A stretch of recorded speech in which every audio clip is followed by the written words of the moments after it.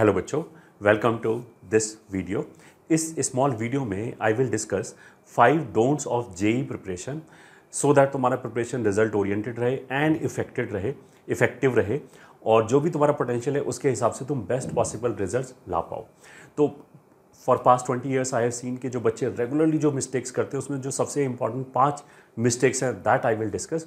और later part of this video में I will discuss कि अगर आपने 2023 के लिए अभी प्रिपरेशन स्टार्ट नहीं किया है तो टीम कंपटीशन कौन से अपकमिंग बैचेस लेके आया है जिसमें आप 2023 के लिए बेस्ट पॉसिबल प्रिपरेशन आप स्टार्ट कर सकते हो, भले ही आप 11th से 12th में जा रहे हो और भले ही 12th पास हो। मतलब अर्ली ड्रॉपर्स में भी बहुत सारे बच्चे ऐसे होते हैं उनको ये क्लियर है कि 2022 में तो कुछ होगा नहीं खास, तो why to waste next 2-3 months, तो वो 2023 के लिए अभी से प्रिपरेशन करना चाहते हैं।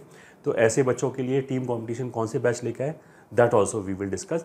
बट पहले हम डिस्कशन करते हैं कि 5 वो बहुत बड़ी गलतियां क्या हैं जो बच्चे करते हैं रेगुलरली, और अगर आप उसको अवॉइड कर दो तो तुम्हारा प्रिपरेशन काफ़ी इफेक्टिव रहेगा और जो बेस्ट पॉसिबल रैंक है वो आ जाएगा। तो लेट्स स्टार्ट। सबसे पहला चीज़ है नो बैकलॉग। अब जब से हमारा कोरोना आया है और इवन उससे पहले से भी ऑफलाइन में भी ये होता था कि बच्चे सीरियस मतलब किसी भी वजह से वो जो क्लास में उनका जो सिलेबस चल रहा है उसे वो पीछे होके, भले ही वो ऑनलाइन हो या ऑफलाइन हो। उसके बाद जो बच्चा 11th से 12th में जा रहा है स्पेशली, क्योंकि 12th में बच्चे के ऊपर काफ़ी लोड होता है, तो फिर उस जो स्पाइरल से बाहर आना बहुत डिफिकल्ट हो जाता है, क्योंकि जब बच्चा पुराना कवर करने की कोशिश करता है तो आगे वाला ख़त्म हो जाता है। आगे वाले का मतलब जो अभी करंट चल रहा है उसका बैकलॉग बन जाता है, तो उसी में वो ट्राई करता रहता है। और बहुत सारे जो फाइटर बच्चे होते हैं वो 1-2 महीने तक तो कोशिश करते हैं, बट उसके बाद उनके चीज़ें हाथ से निकलने लगती हैं, स्कूल का भी प्रेशर आ जाता है, स्पेशली जो 11वीं से 12वीं में बच्चे जा रहे हैं, और ये ड्रॉपर्स के लिए भी बात सही है। तो ये यू शुड मेक श्योर कि बैकलॉग हो ही ना, ये ठीक है। वीकली बेसिस पे we should be up to date. और बैकलॉग के मतलब क्या है कि ऐसा भी हो सकता है कि कोई बच्चा जैसे ध्यान नहीं दिया 11th में और 12th में। मैं तुम्हें ये बता दूं कि हेल एंड हेवन का डिफरेंस है। 11th में काफ़ी स्लो पढ़ाया जाता है, काफ़ी लोड कम रहता है, 12th में उसके कंपैरिजन में काफ़ी ज़्यादा लोड होगा। तो शुरू से ही अगर हम डिसिप्लिन रहें तो ही हम सही से सिलेबस कर पाएंगे, वरना चीज़ें हाथ से फिसल सकती हैं। इस बात का हम जरूर ध्यान रखें। और बैकलॉग कवर करने का मतलब ये है कि हो सकता है कि कोई बच्चे का जेन्युइन प्रॉब्लम हो, वो बीमार पड़ गया हो 1 हफ्ते, या किसी भी रीज़न से उनका बीच में डिसकंटिन्यू हो गया हो 1 हफ्ते, 10 दिन, 5 दिन, कुछ भी हो सकता है। उसकी वजह से अगर उसका 1-2 चैप्टर चला गया है तो you should have some mechanism कि हम उसको 1 वीक के अंदर, 10 दिन के अंदर एक बार जरूर कंप्लीट कर ले up to a minimum level, so that कि आगे की चैप्टर अगर उससे रिलेटेड है तो वो सफ़र भी ना करें, हम उसको जस्ट देखते ही ना रहें। ऐसा नहीं हो कि हमारे एक बैकलॉग है और उसको हम बैठ के परेशानी होते रहें और ज़्यादा बैकलॉग क्रिएट होता ही चला जाए, और फिर हम बाद में बहुत सारे बच्चे 12th में फिर ये सोचने लगते हैं अब तो ड्रॉप ही करेंगे। तो this is not a good thing to do. तो आई एम वार्निंग यू, सबसे ज़्यादा दिक्कत तुम्हें देने वाली है वो बैकलॉग ही है। और बैकलॉग में जैसे हमने कंपटीशन में कुछ बैचेस में फास्ट लेन भी इंट्रोड्यूस किया था। मतलब कि अगर मान लिया मेरे को लगता है कि यार मैं पूरा चैप्टर में, जैसे एप्लीकेशन ऑफ डेरिवेटिव है या फंक्शन है, बहुत बड़े चैप्टर है, किसी का वो पूरा बैकलॉग हो गया तो उसको तो कवर करने में बहुत दिक्कत आएगी, और उसके बेसिस पे ही आगे के चैप्टर्स भी हैं। तो ऐसे केसेस में तुम ऐसा भी कर सकते हो कि अगर मान लिया कॉम्पिटिशन में, तो हमने एक फास्ट लेन का ऑप्शन भी दिया था कि बच्चा एक तैयारी फास्ट तरीके से कम टाइम में कैसे कर सकता है, और जब उसको बाद में टाइम मिले तो फिर वो डिटेल्ड प्रैक्टिस कर सकता है, ताकि उसका जो सीक्वेंस है, जो फ्लो है प्रिपरेशन का, वो ब्रेक ना हो। और अगर आप मान लिया और कहीं पढ़ रहे हैं फिर भी आपके साथ ये प्रॉब्लम है कि टाइम कम है बट नंबर ऑफ लेक्चर ज़्यादा है, तो तुम ऐसा कर सकते हो, हमारा यूट्यूब चैनल यूज़ कर सकते हो। वहाँ पे बहुत क्वालिटी का कंटेंट पड़ा हुआ है और वहाँ पे हम 1.5 या 2x की स्पीड पे वीडियो देख सकते हैं, ताकि हमें सबसे कम से कम एक कॉन्टेक्स्ट पता हो और आगे के चैप्टर जिससे हमें फॉलो हो जाए। तो सबसे बड़ा रेड फ्लैग जो है वो बैकलॉग है। कोशिश करें कि वीकली बेसिस पे अप टू डेट रहे, कुछ भी काम पेंडिंग ना रहे as far as lecture watching is concern. ये ठीक है, अब थोड़ा बहुत मान लिया हमारा किसी एक्सरसाइज में 10 क्वेश्चन छूट गए, वो कंप्लीट नहीं हो, वो चलता है, बट जो हमारा थ्योरी वाला पार्ट है वो बैकलॉग हमारा नहीं होना चाहिए, पहला पॉइंट। दूसरा, नो टीचर चेंजिंग फ्रीक्वेंटली। ये स्पेशली ऑनलाइन, मतलब ऑफलाइन वालों के पास तो ऑप्शन नहीं होता, उनको तो जो बैच दे दिया उसी में पढ़ेंगे वो। ऑनलाइन वाले के पास ऑप्शन होता है। यूजली उन्होंने एक टीचर के साथ चालू किया, फिर उनको लगता है कि यार मेरे को समझ में नहीं आ रही, पता नहीं, या पढ़ाने के तरीके के साथ हम जेल अप नहीं हो पाए, फिर वो 1-1.5 महीने के बाद दूसरे टीचर पे जंप करेगा। वहाँ पे हो सकता है उसको पढ़ने में मज़ा आ जाए, फिर बाद में पता लगे कि यार ये टीचर पढ़ने में तो मज़ा आ रहा है but this is not up to the mark, जैसे बोलते हैं ना, जेई के लेवल का है नहीं, फिर वो जंप करके तीसरे टीचर पे जाए। ऐसा करने से ऑनलाइन में काफ़ी बच्चों की प्रिपरेशन डिस्टर्ब हो जाती है। तो इस बात का स्पेशली ध्यान रखें कि चालू करने से पहले प्रॉपर रिसर्च करें। और आज की डेट में काफ़ी कुछ ओपन है, बहुत सारे प्लेटफॉर्म्स पे तुम्हें व्यूज़ मिल जाएंगे इस तरीके के किस तरह का जो टीचिंग मेथोडोलॉजी है वो कैसी है, किस तरह के किसने रिजल्ट प्रोड्यूस किया है, किसका कितना जैसे बोलते हैं अथॉरिटी है, या फिर कौन कितना सच्चा है, कौन कितना बनावटी, इस तरह की चीज़ें थोड़ा सा पहले ज़रूर रिसर्च करें। उसके बाद जो भी आपने इंस्टीट्यूट या टीचर को चूज़ किया है उसको हम रिलीजियसली फॉलो करें। बीच में अगर छोड़ोगे तो प्रिपरेशन सारा फिर हैफ-हेज़र्ड हो जाएगा, और ये स्पेशली ऑनलाइन वाले बच्चों के साथ है। तीसरा है running after two many materials. अगर तुमने कोई अच्छी कोचिंग ऑनलाइन हो या ऑफलाइन हो, अगर वो ज्वाइन कर रखी है तो blindly you should faith on them, और you should have faith on them, और जो भी वो मटेरियल दे रहे हैं उसको कंप्लीट करने की कोशिश करो। रादर देन बहुत सारे तुम्हें मार्केट में डिस्ट्रैक्शन मिल जाएंगे। कोई बोलेगा कि यार इस बुक से कर लो, इस बुक से क्वेश्चन आते हैं, तो तुम सोचो ना, कोई भी अगर अच्छा इंस्टीट्यूट है तो उनके टीचर्स के पास तो उनको तो एक ही सब्जेक्ट पढ़ाना है, तुम्हें तो वैसे भी 3 सब्जेक्ट पढ़ने हैं, तो उनके पास इनफ रिसोर्सेज और टाइम होगा ये हंट करने के लिए कि कहाँ से क्वेश्चन आ रहे हैं, कौन से मटेरियल बेटर है। तुमसे तो डेफिनेटली कई गुना ज़्यादा टाइम होगा, तो दे आर ए बेटर जज। प्लस अगर मान लिया मेरे इंस्टीट्यूट में किसी ने एडमिशन लिया है तो मैं उस बच्चे का बुरा थोड़ा चाहूँगा। ये ठीक है, तुम्हें तो हो सकता है कि कोई मार्केटिंग पॉइंट ऑफ व्यू से बोल दे कि ये बुक कर ले, वो बुक कर ले, बाद में पता लगा कि उस बुक में क्वेश्चन कभी टफ आ रहा है, कभी ईजी आ रहा है, हैफ-हेज़र्ड चल रहा है। तो इसलिए अगर किसी ढंग के इंस्टीट्यूट में आपने एडमिशन लिया है, रेप्यूटेड इंस्टीट्यूट में एडमिशन लिया है, तो फॉलो देयर मटेरियल। इधर उधर बुक के पीछे बिल्कुल ना भागे, वो टाइम वेस्टेज है, सारा प्रिपरेशन जिसे बोलते हैं ना उलट पुलट हो जाएगा। This is very important. फिर next thing is big no to ignoring problems. ये ठीक है, अगर मान लिया 1-2 महीने प्रिपरेशन करने के बाद मेरे को लगता है यार ये मेरी प्रिपरेशन में ये प्रॉब्लम है, कुछ भी हो सकता है कि मेरे ये 11th का ये वाला पोर्शन वीक है। ऐसा भी हो सकता है कि जैसे ऑनलाइन में तो मैंने बोला कि उल्टा प्रॉब्लम है कि there are too many options, तो बच्चा जंप कर करके अपना टाइम वेस्ट कर देता है। ऑफलाइन में जो स्ट्रक्चर है दैट इज़ टू रिजिड, कि मान लिया हमने इनिशियली अगर पहले एक्सपोजर नहीं था तो हमने एंट्रेंस टेस्ट दिया और ऑफलाइन के पीछे वाले बैच में एडमिशन मिल गया, और वहाँ मान लिया कोई टीचर ऐसी मस्ती वाला टीचर आ गया, क्योंकि वहाँ मैक्सिमम बच्चे भी मस्ती मारने वाले होते हैं लास्ट के बैचेस में, टीचर भी उसी हिसाब से पढ़ा रहा है, और तुम्हें दिख रहा है कि यार मेरी फिजिक्स बिल्कुल गड्ढे में जा रही है, तो उसको हम देखते ना रहें। क्योंकि मतलब ऐसा नहीं कि हम दिख रहा है कि मेरे को गड्ढे में जा रही है, और जब वो गड्ढे में गिर जाए तब तक हम वेट ना करें। You should be proactive. जैसा मैंने बोला कि स्पेशली जो 11th से 12th में जाने वाले बच्चे हैं, 12th में तुम्हारे पास ब्रीदिंग स्पेस बहुत कम होगा इन कंपैरिजन टू 11th, तो हम किसी भी चीज़ में ज़्यादा टाइम वेस्ट नहीं कर सकते, उसको रिकवर करना विल बी वेरी डिफ़िकल्ट। तो अगर किसी भी तरह की प्रॉब्लम है कि मान लिया एक सब्जेक्ट हमारा वीक है, तो भाई या तो तुम उस पर ज़्यादा वर्क करो। अगर मान लिया तुम्हें लगता है कि जो तुम्हारे बैच में टीचर अलॉट हुआ है which is forced on you and you can not do anything about it, तो उस वाले केस में take help of online resources. जैसे हमारा जो यूट्यूब चैनल है मोहित त्यागी, उस पर तीनों सब्जेक्ट के पूरा मटेरियल एडवांस लेवल तक का, बेसिक से एडवांस लेवल तक का पढ़ाया गया है।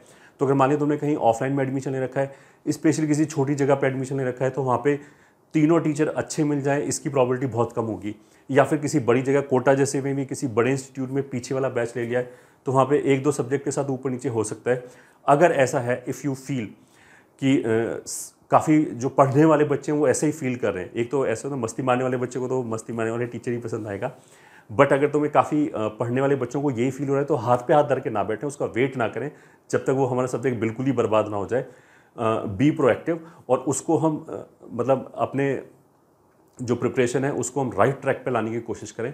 और जैसा मैंने बोला कि रिसोर्स, अगर मान लिया हम पेड कोर्स नहीं ले सकते, एक जगह हमने फ़ीस दे रखी है, हैवी फीस दे रखी है ऑफलाइन में, तो काफ़ी हैवी फीस होती है, तो ऑनलाइन में हमारे यूट्यूब चैनल से भी पढ़ सकते हो। आई कैन बेट यू कि आप तीनों सब्जेक्ट में कोई भी टॉपिक अगर पढ़ोगे तो जो तुम्हारा करंट इंस्टीट्यूट होगा उसको जो पहले बैच में पढ़ाया जा रहा होगा उससे भी बेटर टीचिंग इनपुट मिलेगा। This is for sure. तो वो तुम्हें अपना एक्स्ट्रा एफर्ट डालना पड़ेगा, और अगर प्रोएक्टिव होगे तभी तुम अपने रिजल्ट तक पहुंच पाओगे प्रॉपरली लास्ट में।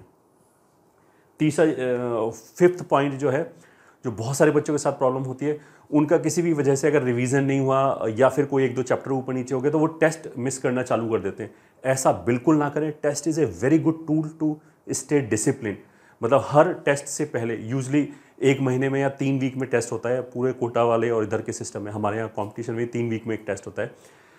तो 2 टेस्ट के बीच में वी शुड इंश्योर कि हम नोट्स का एक बार पूरा रिवीजन लगा लें। तो अगर पूरे साल में हमारे 4-5 टेस्ट हो गए और हमने 4-5 बार सिलेबस नोट से रिवाइज कर लिया तो तुम कॉन्फिडेंट रहोगे अपने लास्ट तक।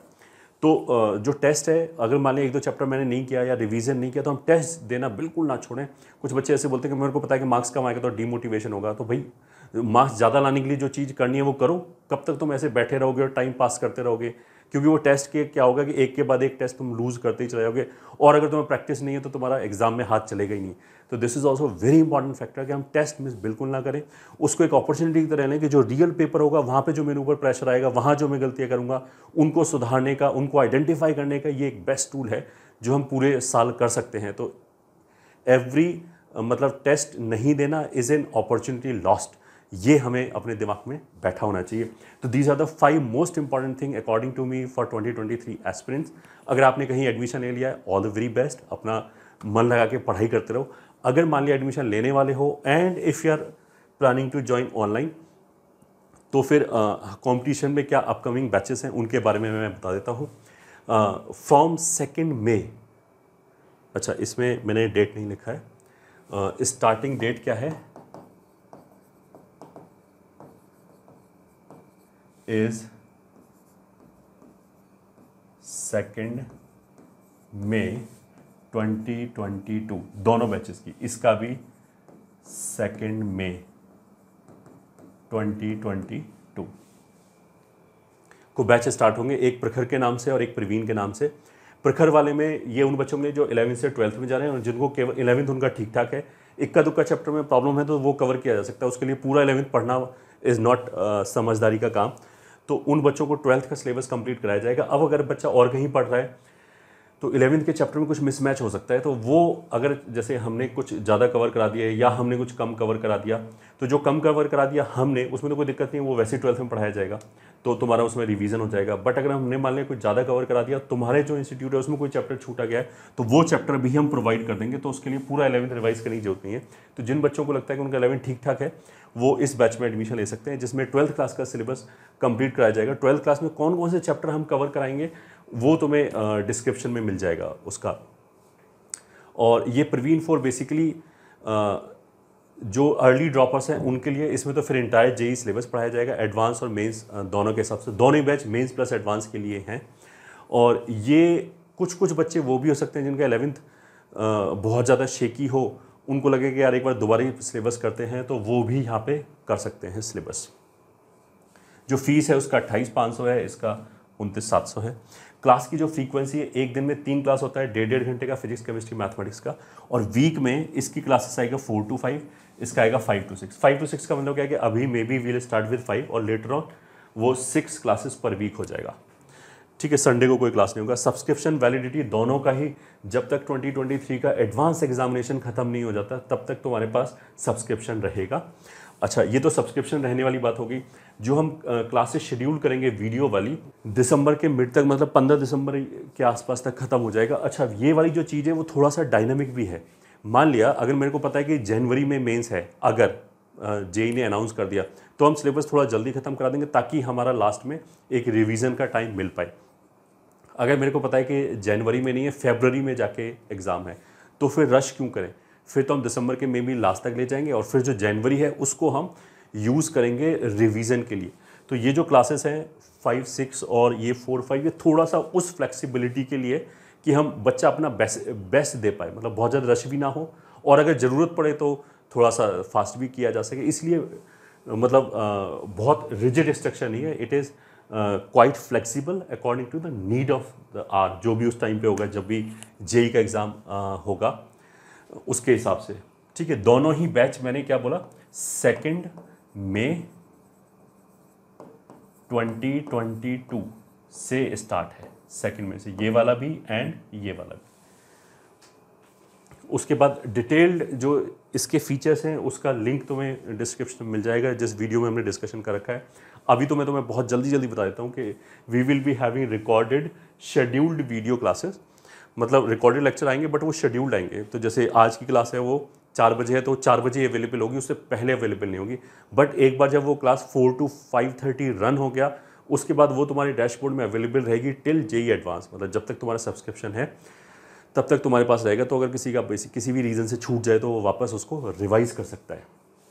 ठीक है, पहला ये हो गया। सेकंड ग्रेडेड मटेरियल है, जिसमें पहले मतलब इजी क्वेश्चन, फिर मॉडरेट क्वेश्चन, फिर टफ क्वेश्चन, तो हर तरह की रैंक को कैटर कर पाए। और जैसे एक्सरसाइज 1 हम रखते हैं मेंस के लिए और एक्सरसाइज 2 रखते हैं एडवांस के लिए, तो पहले अगर कोई बिल्कुल पहली बार तैयारी कर रहा है और उसको लगता है कि यार पहले मैं मेंस इंश्योर करूँ, तो वो केवल एक्सरसाइज 1 कर सकता है। तो वो वाली सारी फ्लेक्सिबिलिटी हमने अपने मटेरियल में इनकोड कर रखी है।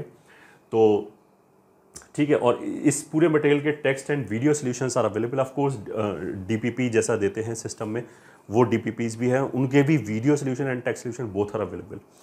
उसके बाद जो टेस्ट है, test is a very integral part, वो हर 3 वीक के बाद एक टेस्ट होगा, और जो उसके भी video solution and analysis will be there. Proper analysis तुम्हें मिलेगा कि तुमने कितना टाइम स्पेंड किया, मतलब कितना टाइम स्पेंड नहीं किया, कितने क्वेश्चन सही किए, कितने क्वेश्चन गलत किए, इस तरह का प्रॉपर एनालिसिस मिलेगा जो तुम्हें अपना परफॉर्मेंस एनालाइज करने में हेल्प करेगा। उसके बाद डाउट क्लियरिंग, सबको पता है कि कॉम्पिटिशन की फिनोमिनल है, कि ये सारा सोल्यूशन देने के बाद भी टेलीग्राम ग्रुप पे यू कैन आस्क डाउट्स, ये ठीक है 24/7। और डेली डाउट लाइव काउंटर भी हमें लगता है, जूम क्लासेस डेली होती हैं तीनों सब्जेक्ट की, वहाँ जाके भी तुम डाउट पूछ सकते हो।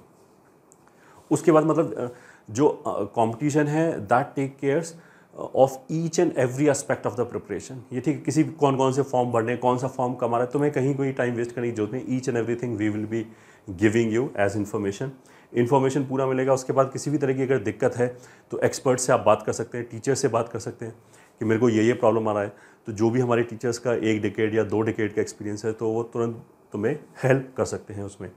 और जैसे कुछ बच्चे बोर्ड की तैयारी भी चाहते हैं कि बोर्ड निगलेक्ट ना हो, उसके भी हम लेक्चर प्रोवाइड करते हैं जेई के साथ। मतलब ऐसा भी ना हो कि रिपीटिशन ऑफ द वर्क भी ना हो।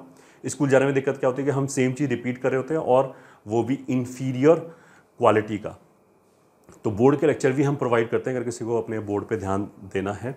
वैसे तो जो IIT जेई का सिलेबस है PCM में, वो CBSE बेस्ड ही है, तो कोई बच्चा अगर IIT जेई की प्रिपरेशन कर रहा है तो बोर्ड की प्रिपरेशन तो उसके साथ अपने आप हो ही गई, बट फिर भी हम अलग से भी प्रोवाइड करते हैं और इंग्लिश की क्लासेस भी देते हैं। ऑफ कोर्स KVPY का सपोर्ट, मतलब उससे रिलेटेड टेस्ट वगैरह भी कराते हैं। तुम्हें मतलब किसी भी तरह की कोई टेंशन लेने की जरूरत नहीं है। ओलंपियाड हो गया, everything is done by us, ये ठीक है। उसके बाद रिवीजन हो गया, रिवीजन का भी हमारा प्रॉपर प्रोग्राम चलता है, मेंस का भी, एडवांस का भी। तुम्हें मतलब एक बार हमने ये बैच खरीद लिया, बस खत्म, सारी टेंशन खत्म, किसी भी तरह की कोई तुम्हें एक्सटर्नल हेल्प की ज़रूरत नहीं पड़ेगी। बस जो हम बोल रहे हैं उसको फॉलो कर लो, मोर देन सफिशिएंट किसी भी तरह की रैंक के लिए, ठीक है। तो ये वाला जो बैच है वो हमारी 2 एंड्रॉयड ऐप हैं गूगल प्ले स्टोर से, you can buy, that is एक कंपटीशन के नाम से, एक कंपटीशन डिजिटल के नाम से, तो कहीं से भी यू कैन बाय। और जो बच्चे अगर कहीं एडमिशन ले लिया है, जैसा मैंने बोला था कि अगर उन्हें माने 1 चैप्टर पढ़ना है, 2 चैप्टर पढ़ना है, या पूरा कैलकुलस पढ़ना है, पूरा अलजेब्रा पढ़ना है, इस तरह की दिक्कत हो सकती है कि जो तुम्हारे करंट इंस्टीट्यूट है वहाँ पे तुम्हें यू आर फेसिंग, तो you can take help of our free resources. Mohit Tyagi के नाम से एक यूट्यूब चैनल है जिस पे तीनों सब्जेक्ट का जो सिलेबस है वो बिल्कुल बेसिक से एडवांस लेवल तक हमने डाल रखा है, प्रॉपरली अरेंज कर रखा है। तो कोई अगर पढ़ने वाला बच्चा है, थोड़ा सा भी मोटिवेटेड बच्चा है, वो अपना बेस्ट पॉसिबल कंटेंट पढ़ सकता है अपने ज़िले में बैठ के, अपने गांव में बैठ के, जहाँ पे भी, ये ठीक है। और फिर भी अगर तुम्हें किसी बात की कुछ पूछना है, इंक्वायरी करनी है, तो you can call these number, that is 7410900900, ये तो सभी में कॉमन है, लास्ट में 901 906 907 908, इनमें से किसी भी नंबर पे कॉल कर सकते हो। तो आई होप अगर तुम 2023 के लिए प्रिपरेशन कर रहे हो तो you will try to give your best. और बेस्ट देने का मतलब ये नहीं कि हम 24 घंटे टेंशन में घूमें, टेंशन नहीं होनी चाहिए। मतलब हमें क्यूरियस होना चाहिए। जब कुछ चीज़ सॉल्व नहीं हो रही है तो वी शुड बी क्यूरियस कि यार what I am missing, rather than कि यार मेरा दिमाग ही नहीं चल रहा है और फालतू परेशान हो, क्योंकि परेशान होकर तुम्हारी परफॉर्मेंस नीचे आएगा। ये पूरे साल जरूर ध्यान रखें कि अब पूरा जो 1 साल का स्पैन है हमारा प्रिपरेशन का आगे, उसमें हम इंजॉय करें। इंजॉय इन द सेंस कि टेंशन ना लें, मेहनत फुल करो। टेंशन नहीं लेने का मतलब ये नहीं कि हम 6 घंटे पढ़ना चालू कर दें। ऑफकोर्स एक दिन में अगर मेडिकल प्रॉब्लम नहीं है तो कोई भी बच्चा 12 घंटे पढ़ सकता है आराम से, ये ठीक है। 12 के बाद 14 से ज़्यादा भी नहीं जाना चाहिए, then it will become ineffective मेरे हिसाब से। कुछ बच्चे 15-16 घंटे पढ़ने की कोशिश करते हैं, उतना भी ज़्यादा नहीं होना चाहिए वरना एफिशिएंसी नीचे आ जाएगी। और 10 से कम तो किसी भी हाथ में नहीं होना चाहिए। जब मैंने 10 आवर्स बोला तो उसमें सारा स्टडी रिलेटेड एक्टिविटी मैंने इंक्लूड किया है कि अगर तुम स्कूल जा रहे हो तो उसका टाइम भी उसी के अंदर है, या फिर तुम लेक्चर्स देख रहे हो, और 12 घंटे मेरे ख्याल से इज़ आइडियल। तो विदाउट टेंशन लिए अपनी प्रिपरेशन करो और stay discipline. All the very best.